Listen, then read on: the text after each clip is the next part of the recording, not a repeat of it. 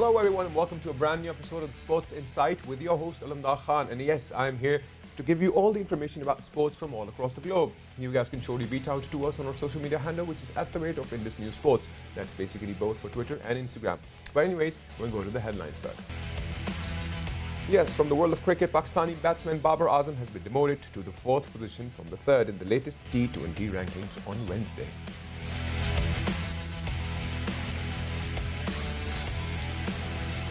From the world of squash, PSF announces new dates for CAS squash events due to the COVID hike.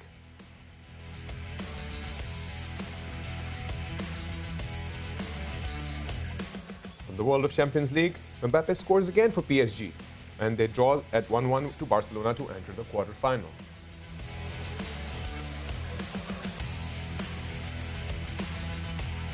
And from the world of NBA, Dallas Mavericks actually beat San Antonio Spurs by 104-115. We'll surely talk about that.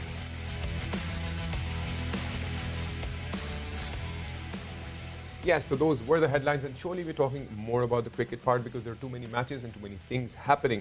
So we started off obviously with regards to talking how Babar Azam eventually came up to the 3rd in the ranking. Anyways, to discuss all of the cricket stuff with me right now is Shahryar. Shahryar, thank you for being with me. Thank you so much, bro. Pleasure.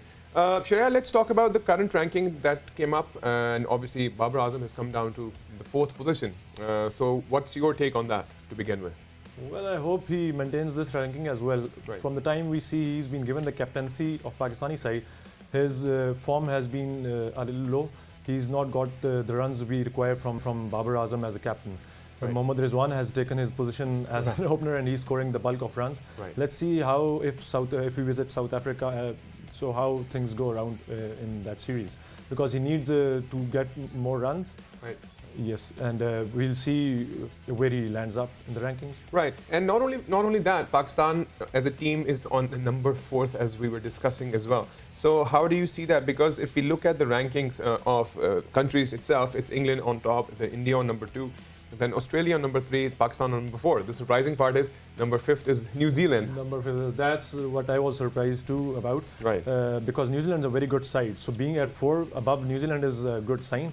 But I think England and India are at top at the moment, and they're very good competitive sides. Right. We lack some good returns in our side, and let's see if we can do well against South Africa and jump up the rankings. Or maybe there's a slide coming up. Let's see what happens. True that. But you know, if we talk about the first two countries, which is obviously England and India, I think it's the very serious rivalry that we've been seeing lately. If you look at the test matches, how India actually managed to grasp all their victories against England. But now T20 begins tomorrow for them. Yes, T20 is totally different, and we all know England is one of the best sides in T20 cricket. Right. And when it comes to T20, they have serious talent, starting from the openers, then going down the order. They have a captain, Morgan is back in the side in T20, and we know what they can achieve in T20. So it will be a very interesting series, and I think these two are the best teams for the World Cup coming up. So let's see how these both teams do well in their series. But the interesting part was when we look back into the test that they actually played, England just could not, they just could not move on. I remember their scoring line, how much they were scoring, and even one of I think the last test that actually happened ended up on the second day too and over. Yes, exactly. After winning the first test, England won the first test, then they couldn't win a single match in the whole series. Right. But England, talking about their test team against the T20 team, it is totally different. Right. England is right now not a very good test team. They lack good players, good batsmen in their batting lineup. Except Root, I don't think they can bank on anyone else. There are few players who are upcoming like Crawley and others, right. But it will take some time. But in T20s, it is totally different. I think they'll give a really tough time to India, and I reckon they're the favorites in India, I guess. So you're currently, if I look at the win probability that obviously that we can actually see right now, is 58% of people think that India will eventually win, and 42% think that England will win. The question is, will England be able to sustain their T20 international ranking as the number 1 team? I think they'll be able to do it because nowadays we see many England players playing IPL. They know the conditions very well. Right. We know they're all regulars in IPL as well. So it doesn't matter if they're touring India after some time. The conditions are very familiar to them, and they're a very good force to reckon in T20s. So my vote is with the England side. Of course it is, but I feel they'll be giving tough time to India. Right, right. So we'll surely be looking into that, and let's look into the matches that actually took place. So let's talk about an interesting take on Afghanistan and Zimbabwe. Yes, what can we say? After 2 days finish in the first test match, Afghanistan getting a thrashing of 10 wickets, it could have been a defeat with one innings, but Right. they got it with 10 wickets. But what can we say? It's a marvelous comeback. But people were saying these teams should be given some time before coming in test matches. Right. But Afghanistan has showed a really good character, and let's see what Zimbabwe can do right now. And I don't think it will be easy to avoid a defeat in these circumstances, because Rashid is also back. He wasn't there in the first test match, Right. so it's a big difference. And let's see how things shape up after that. And Hashmatullah, Still of on, course, yeah. is- Like he's He's maybe got up there to maybe break all the barriers yes, for he's them. got the highest score for Afghanistan already. Yeah. Let's see what he does. And even if we talk about Azhar Afghan, the captain himself, he even managed to keep that partnership, keep that score level high for Zimbabwe, because for now, even if we predict, we surely see a marvelous victory on Afghanistan's end. How do you see that? Yeah, Azhar Afghan has been a brilliant captain for them from a long time. Right. There was a serious debate during the World Cup that he was stripped off the captaincy, and we all saw what performances Zimbabwe gave. But now he's back as a captain, and he's a very good player. The team can bank on him, and he's showed his class by this innings, I guess. Anyways, things would definitely get more and more interesting from how I see it. And looking into the bowling lineup, if we look at the previous match, obviously the first test, which Zimbabwe managed to get hold of, and for Afghanistan currently to make a comeback. Basically, this is one of the major comebacks that you would see in cricket history. Exactly. But there's a difference, I guess, when you're coming from T20s. Afghanistan is mostly playing T20s, and they're coming freshly into test matches, so the players can tend to play more shots than required in test cricket. So it does make a difference. So in the first test we saw they're playing a lot of shots. When you're in test cricket, you need to see the ball carefully and leave more balls than playing it. So they were the main culprits in the first test. Now they've given a good score for Zimbabwe, Right. and let's see. But apart from these two players, we have to see what other Afghani players have got in their bank. But if both are not performing, though, will they be able to get this score or not? This is an interesting thing we have to see. Even then, if you look at the current situation, the stability is out there. We can see Afghanistan being very stable. And maybe the first day or the first test that they were on, maybe they did not have the exposure to the soil there, or the pitch, you may call it, or maybe the environment there. How do you see that impacting their? I think the pitch is mostly dead in UAE and Dubai. Right, Pitches, yes. they're not very. You don't get a lot of swing over there. Right. But I feel the major difference is when you're turning off from T20 to a test match. So it's the real difference is there. In T20s, you tend to play on every ball, but in test matches, you have to see the ball coming and leave more balls than playing. Yes. Talking about T20. Automatically, what comes up to my mind is obviously the PSL. The entire PSL situation that is something which surely was the talk of the town and still is the talk of the town. How do you see that COVID situation that actually trickled down the entire season? Exactly, it's sad. It's very sad. We all were waiting for this big tournament, and the blame game is on these days. We see. Let's see what the results Yes, are now. Absolutely. And even if we see it, the enthusiasm, the smiles, the laughters that we could actually see while watching PSL was something different, because currently it is said that the COVID-19's third strain is out there slowly and gradually, and people are trying to get a control over it. Do you see a positive side with regards to the players that they may in the future would learn, and the cricket bodies would let them keep their bio bubble secure? Of course, there is a learning point for everyone in this, from the board to the players. Why not getting the whole hotel booked was the major point, I guess. When the staff is going out to their homes, why not then biosecure bubble? And then there were events going on in hotels as well. So there's learning for everyone, from players to the PCB committee to the PSL administrators. I think everybody is going to learn something from this, and they should learn quickly, because you don't get many opportunities. So if you want to be one of the best leagues in the world, you have to learn from these things. Right, but for every cricket body, or not only cricket body, if we look at other tournaments, if we look at Australian Open, that was delayed, came up to a point of delaying. Then when we look into cricket side, when we talk about Australia, when we talk about New Zealand, their biosecure bubble COVID protocol is way stronger than ours.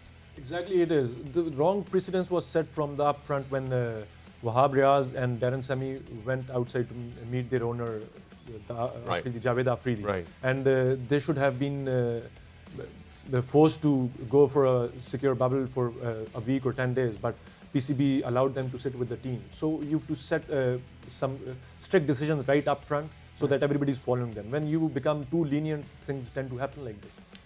So would we be putting the blame, because eventually it all comes down to the blame game. Should we be blaming the officials who are actually taking care of their teams and not being careful about the biosecure bubble, or should we totally blame it on the cricket body PCB itself? I think it's everybody to be blamed for. Everybody has to learn and to accept responsibility themselves. When you're going from the back doors to go outside and dine outside, so it's not good, I guess. Anyways, we hope that things shape up well, not only for cricket bodies, but also for the governments and the athletes out there, because it's technically very hard due to these COVID-19 situations and violations. So what we'll do is, we'll take a quick break. Once we get from the break, we'll continue, because there's more with regards to cricket that we need to talk about. All right, so we'll see you guys after the break.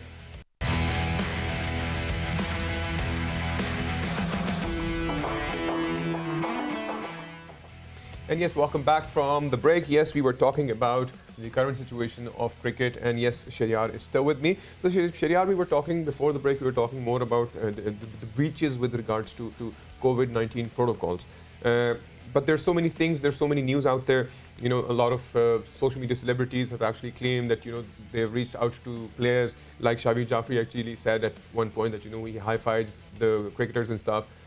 So the point is, people do enjoy that. But the point is, everybody's going to pinpoint fingers. Didn't the players, we can also pinpoint the fingers on the players' side as well. So it's a very confusing state. Who is to be blamed for this entire agenda? That's the basic problem. As we were discussing previously as well, the hotel should have been booked for the whole PSL. Right. Nobody should have been allowed inside or outside the hotel, because what we've come to learn is that the lobby was mutual for everyone. Right. The spa was mutual for everyone. So when players are going outside and someone like me is coming, and of course I'll ask the players to get a photograph with me. The lifts were mutual as well. So the major problem, the basic problem was this. If your hotel is not confined, it is not bubble secure, so of course the problems will be there. And if you also look at this, remember initially no attendance allowed. Yeah. Then came up to 20% attendance. And then instantaneously came up to 50% attendance. I think that is something that we can pinpoint PCB for doing that, because if we see this entire situation or the spread of the virus right now during the season itself, don't you see that all the people who were sitting there watching, obviously everybody wants to go out there and enjoy the match itself while viewing from the stadium. If you remember, we talked about this before, but the virus can definitely be transmitted through the 50% of the attendance. Exactly, it can be. I'll talk a little about a Big Bash League in Australia. There were initially no crowds allowed in it. Right. And then when there were 0% cases, then the crowds were allowed in it. But when again the COVID was surging in Australia, right, then they told that no crowd would be allowed again. So why couldn't we do this? This is also a question mark for the PCB again. When you're seeing and watching cases are on the rise, so the crowd should have been stopped from coming to the matches. True. Let's hope the entire COVID-19 situation comes up to a halt, because it's definitely affecting the sports world itself. And anyways, getting back to cricket again, Sri Lanka versus West Indies. Yes, I'm very happy with the West Indies squad. With what I would like to start is Gale getting back in the squad, Dwayne Bravo and all the other players who were not playing previously. We've seen them in T20s. Sadly, they're not in the one-day side, but West Indies is preparing in full force for the T20 World Cup, I guess. Right. So it's very encouraging and good to see such players getting back in their team. Now we've seen the first one-days as well. West Indies won easily by 8 wickets. But Sri Lanka is maybe lacking good senior players in their side. Matthews and Chandimal are not able to perform the way they should be performing. So let's see what we've got in other 2 matches. But if you look at the opening side, because usually what happens is Sri Lanka did have a good starting with the opening side, but the middle order kind of trickled down. It did. Unlike us, mostly we have the opposite. We mostly have the trickle down from the start. From the start. Yeah. Exactly. They got a very solid start. I think they were 190 for 2 or what, and they all got out for 230 40s. Right. So this is the problem they're having from a long time now. Sri Lanka, there's no good batsman in their middle order. Mendes couldn't quite click, and I think he's out of the side now. Whole responsibility comes up to Chandimal and Matthews. Right. So whenever they're not performing, their side we've seen a lot of times they're crumbling from 160s for 2 or 200, 230 all out. So it's on the cards. They need some good batsmen in their side. In the middle orders, let's see what they have in their baggage. Right. Talk about the man of the match, Shai Hope. What can we say? He's a wonderful batsman. Right. He's a full batsman, having all the strokes in his baggage, and he's a wonderful player to watch. Whenever he's having a good explosive opener with him on the other side, he plays a long innings. He's the anchor. He's anchoring his side, Right. and we see wonderful performances from him previously, and we hope that he'll continue his form. Right. I remember West Indies is definitely making a comeback because there are some political situations in their team as well. There were some issues that they were going through because of which the lack of leadership, the lack of. But if you realize, in the recent times, West Indies have actually slowly and gradually started molding their technique of being on the offensive side as well. Yes, exactly. The main thing with which what I started is from getting their players back. Pollard is back in their side, and he's captaining the side now. Previously, Jason Holder has done a wonderful job, but now it is with Pollard, and he's doing wonderfully well as a captain. And we see Jason Holder playing under him, no problems at all. So the real problem with West Indies and with the problems they were having in their boards, all the drama with the players, now I think it's all fading away, and it's the best positive sign they could have. And whenever West Indies is playing, of course, they're playing positive cricket. We have players like Puran, he's the best keeper, I guess. He's not able to perform in Sri Lanka right in the series right now, Right. but he's the best keeper I think right now we're having in the world. The reflexes he have, I think no other player is having such reflexes right now. He's very quick on the ball, and even Lewis is back. He's a left-handed opener. He's a very explosive opener himself, and whenever he gives a good start, West Indies goes and scores a big score in the first inning. What about if we talk about the bowling side as well? Because West Indies were always known for their bowling side. If we look back at time, if you remember those good times, remember they had classical bowlers that we'd always see them, and obviously with the structure and with the strength and with the height that they have, they still have not come up with that one particular amazing bowler. How do you see that? It is very strange. I think Alziro Joseph has all the capabilities to becoming a good fast bowler. I saw him performing in under-19. He was the best bowler in that tournament. Right. And well, hopefully we can see a few other bowlers coming up. There's McCoy. I've seen him play T20 league as well. He's a wonderful bowler. The left arm, he's got very good variations and good pace. So I am sure if there's no problem with the board and the players, so soon you'll be seeing bowlers like Ambrose or Patterson being back in their side. And we hope so that they're back. Yes, we definitely hope so, because I still remember those times when we used to watch Curtly Ambrose. But that was the real time, not only for West Indies itself. If you look back at Sri Lanka's performance and Sri Lanka's players, and those times they had amazing batting line. They had Sana Jayasuriya, they had like brilliant bowling lines, and things are different for them as well. Exactly, they're very different for them now. They've been struggling in all the formats for some 2-3 years. Time Sangakkara and Jayawardene left the side. After that, they're struggling right now. Matthews has not been able to perform on regular basis. There were a lot of hopes that he'll be a good player, and he's a good player, but he's not able to perform. And Chandimal as well. I'll talk about Chandimal because he's been given a lot of chances, but he's not able to perform at the level it is expected he should be performing right now. So they're lacking in some departments, but hopefully they'll get some players, good players. Bandara is a new upcoming talent for them, I guess. He's a good player, he's a good bowler, and he can bat as well. So we can hope that if they get 2-3 good players, their fortunes may change soon. Right, and as you mentioned that all of the teams are actually planning on devising a planned strategy for the upcoming T20. But if you remember, a few days ago there was a news out which obviously we also discussed. We had a chance to talk about it. that Pakistan PCB actually had managed to write to BCCI requesting their security purposes to get clear for Pakistan cricket team to go to India. So I mean, like, we haven't really heard any developing news from their end as yet. Yes, exactly. There are no news from the BCAs as yet, but last time we also talked about it. I said that I'm very hopeful that there'll be some news regarding it because it's a big tournament. India cannot afford to lose this tournament. So definitely they'll give something in return to us, and hopefully all the teams will be playing and it will be a competitive World Cup. And let's see how things shape up there because now COVID is increasing in India as well. So that's exactly what I was about to say. Because because in India, the entire COVID-19 situation is way beyond out of hand, control now. Yes. So we have to see how they plan to carry out the World Cup and see what they have.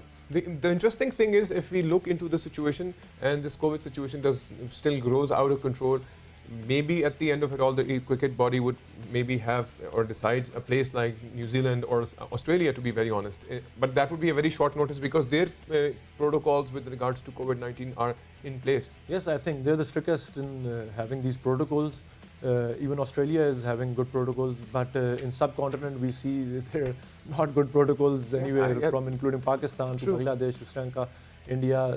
We're very loose in having these controls over COVID lockdowns. So it will be interesting to see what ICC decides. Well, thank you, Shiryar, for for being a part of the show and discussing the cricket updates. We're surely looking forward for the upcoming matches, and we'll surely have you once again. I'll continue the show with the rest of the news. So yes, that was Shiryar, and we definitely talked about cricket from all across the globe. But anyways, besides cricket, let's come up to the world of squash. Yes, we're talking about Pakistan's Squash Federation actually announces the chief of the ASAF squash events to be postponed. The point is, it's due to the same COVID-19 situation. So the situation is, because of the PSL thing and the COVID outbreak, things have slowly gone into a different perspective because there were international players that had to come as well. So it's going to be technically hard, but they've selected a date. But let's see if the time window of May 31st to June 4th works for them. So that was from the world of squash. I'll quickly switch over to the world of Champions League. Yes, Mbappe scores again for PSG, 1-1, and the other side, obviously, Messi managed to level up the game. But now the current scenario is that, they are actually entering the quarterfinal.